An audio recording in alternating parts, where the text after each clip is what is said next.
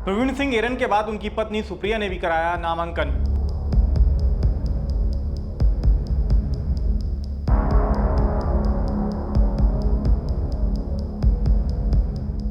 सवाल का क्या जवाब सामने देखिए मैडम। क्यों फाइल कर रहे हैं? कल थोड़ा सा किसी बात पे हमने थोड़ा सा बोल दिया था ऐसे, तो उसमें शायद कुछ नाराज हो गई होंगी। आज ये बात होगी, देखिए रिश्तेदारों को, बच्चों से बात। कहते हैं राजनीति में कुछ भी संभव है। यूपी के जिला बरेली में लोकसभा चुनाव के दौरान ऐसा ही होता दिख रहा है। इंडिया गठबंधन की ओर से सपा प्रत्याशी पूर्व सांसद प्रवीण सिंह एरन ने मंगलवार को नामांकन कराया था। गुरुवार को उनकी पत्नी और पूर्व महापौर सुप्रिया एरन ने भी कलेक्ट्रेट पहुंचकर अपना नामांकन करा दिया है। पति के बाद पत्नी के भी नामांकन कराने के लिए पहुंचने पर कई तरीके की चर्चाएं होने लगी।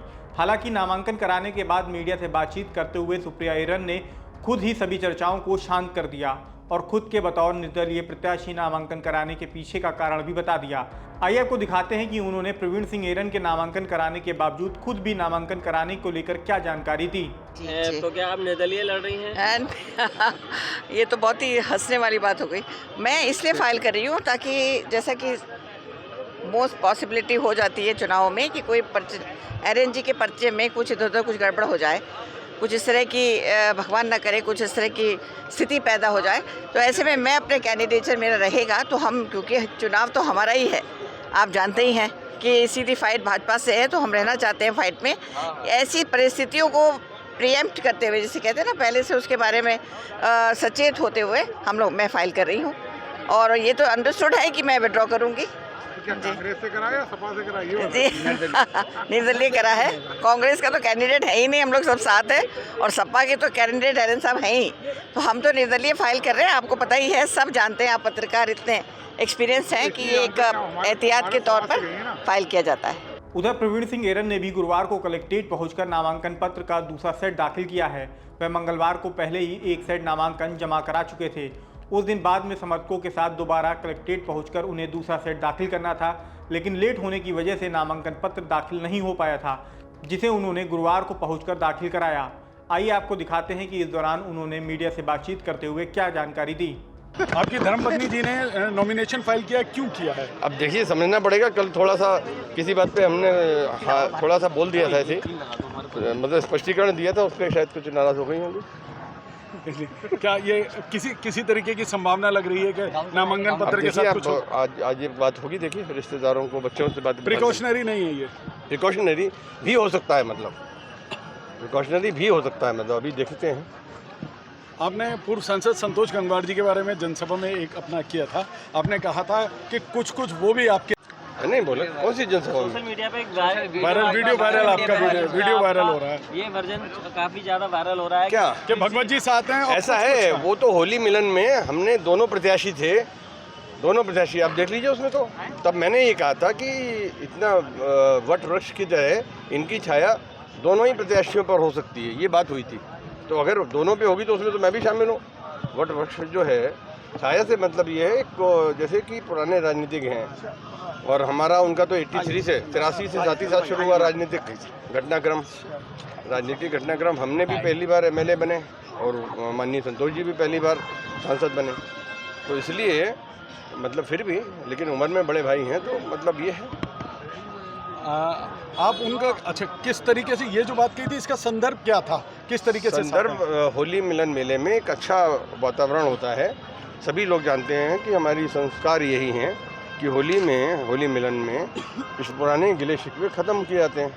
तो एक वो राजनीतिक माहौल होता है, एक हल्के फुल्के शब्दों में कहा गया थी बात, उसका कोई इससे संदर्भ नहीं है। वो तो एक बहुत ही जिम्मेदार राजनेता है, और मैं समझता हूँ कि सभी, तो इसमें इस तरह को मतलब निकालना तो है शरारतपूर्ण, ये लगती है मुझे शरारतपूर्ण कोशिश लगती है कि इसके अंदर कोई मतलब निकालना।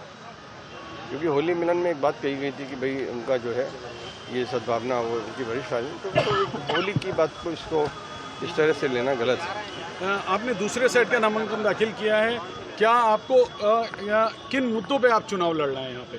हमारे मुद्दे तो वही हैं जो जनता के सरोकार हैं, वो हमारे मुद्दे हैं। अब देश को एक आधुनिक अप्रोच की ज़रूरत है। ये रूढ़िवादी सोच, ये वही पुराने घिसे पिटे तरीके कि आप हिंदू मुस्लिम का राजनीति करें और ये करें, ये चीज़ें बहुत पुरानी हो गई हैं। अब देश को एक दुनिया में एक महत्वपूर्ण स्थान जो कांग्रेस की यूपीए सरकार की पुरानी थी उसकी नीतियों से एक बहुत ऊंचा स्थान मिल चुका है।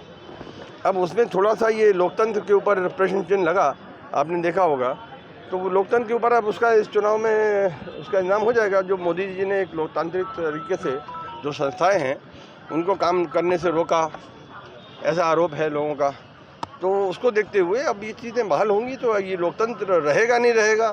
एक सवाल तो लोकतंत्र में जो रुकावटें पैदा करी, जो खतरा है कि हम संविधान परिवर्तन कर देंगे।